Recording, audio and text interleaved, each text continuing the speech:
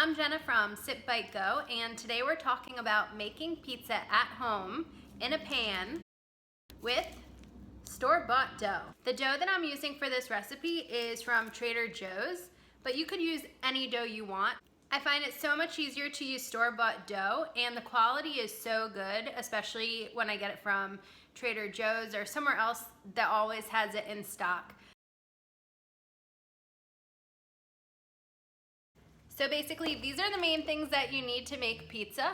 We're talking dough, pizza sauce, cheese,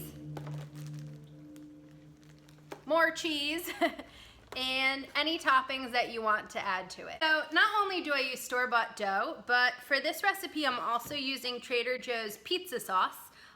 It makes it so much easier to do it very quickly. I think it's really easy to get deli ham, slice it up, sprinkle it on top. There's really great cheeses out there. You could use cheddar, cheddar,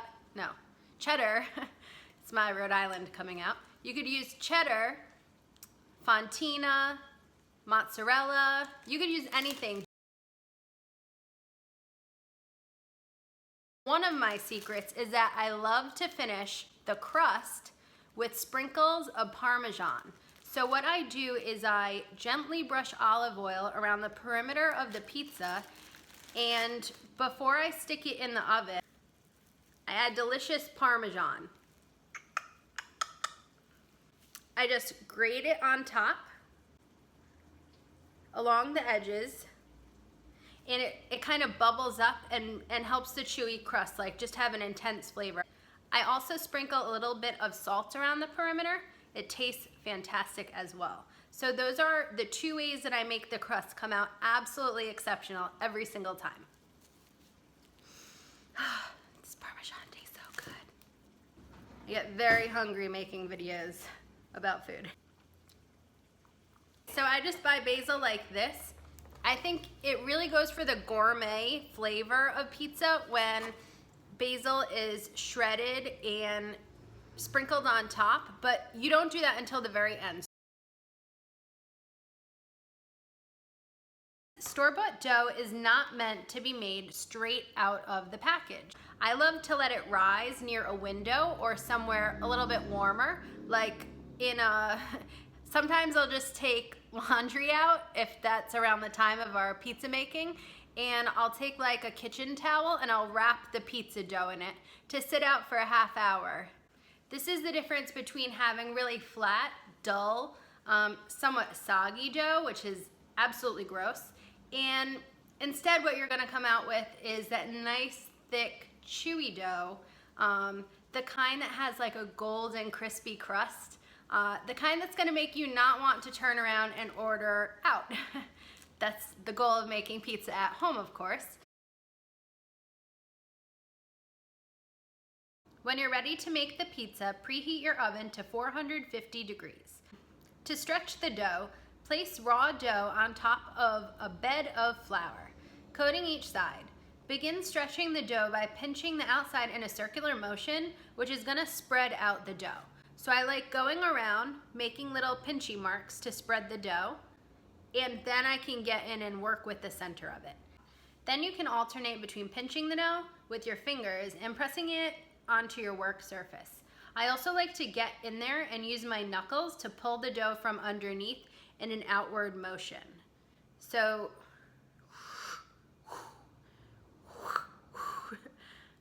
the sound effects really help me demonstrate, but basically it's like this. It's like a really bad dance move. Here's where the secret comes in. You're going to actually cook the dough 2 times. First time it's gonna go into the oven for 450 degrees. There's only going to be olive oil under the dough and nothing on top of the dough. This is basically cooking the pizza naked. So the dough goes in the oven for about 7 minutes and you take it out. It'll have risen a little bit by this point and it's ready for the toppings. The 7 minutes is perfect amount of time to get out your other ingredients and get them ready to go when the pizza's ready. Once the dough has finished its first round of baking, it comes out and then your toppings go on. I like to put down olive oil first around the perimeter of the pizza because the olive oil contributes to that golden crust. I use a little brush that looks like this so I can drizzle the olive oil and put it in a circular motion. After the olive oil goes on, it's time for the sauce.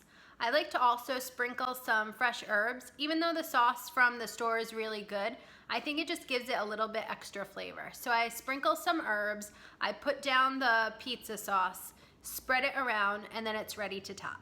Now, depending on my mood, I'll put the ham on first or the cheese on first. I don't think it really matters. You could even just mix them in a bowl and put them at the same time. But I think it's kind of fun when the ingredients are just haphazardly on there because the pizza always comes out looking cool once the cheese melts. Before the pizza is ready to go in the oven, I have a final step. I like to take the crust up a notch and I sprinkle a little bit of Parmesan around the outside and crack some salt around the outside of the pizza as well. I think it just gives it that extra gourmet flavoring that I miss when I don't order out. So by doing that, it brings the pizza experience home. The final bake for the pizza, once it has its toppings, is for about 7 to 10 minutes.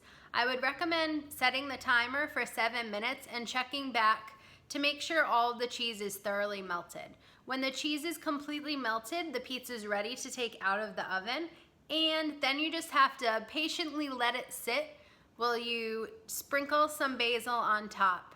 It's important to let the pizza sit.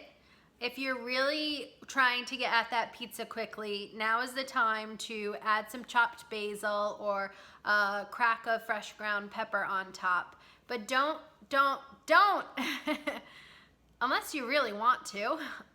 So don't cut the pizza until the cheese has set for at least 2 or 3 minutes because you want all the cheese to stay in place when people are ready to eat it.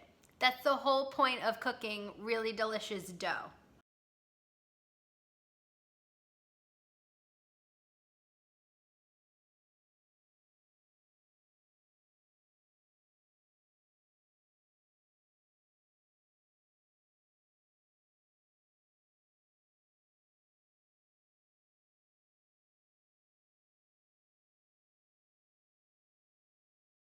So you could use any old cheese, but I get a little freaked out when I watch news reports that scare me.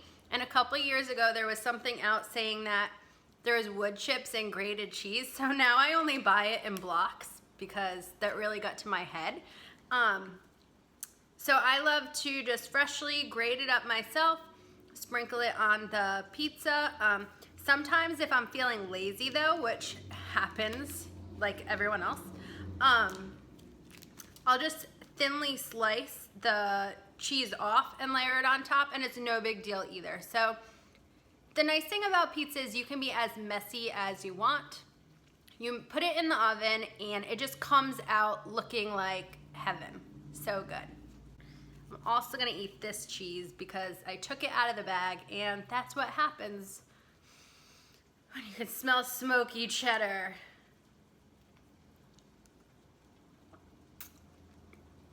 So good.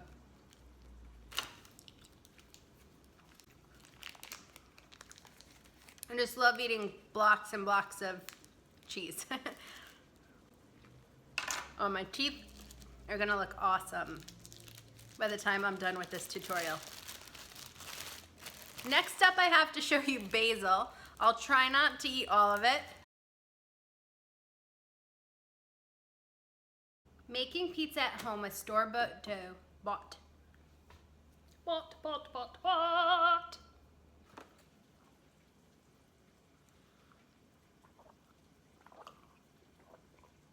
I ate all this cheese and now I'm like super hungry. I mean thirsty. Well, I think it made me both hungry and thirsty. And I already ate all the leftover pizza because I work from home, so I don't even have any pizza left to eat. Now, my husband used to work at a pizza. So Rhode Islanders, Massachusetts people, we like to add R's to the end of a lot of words. So if I go back and forth between pizza and pizza, please forgive me.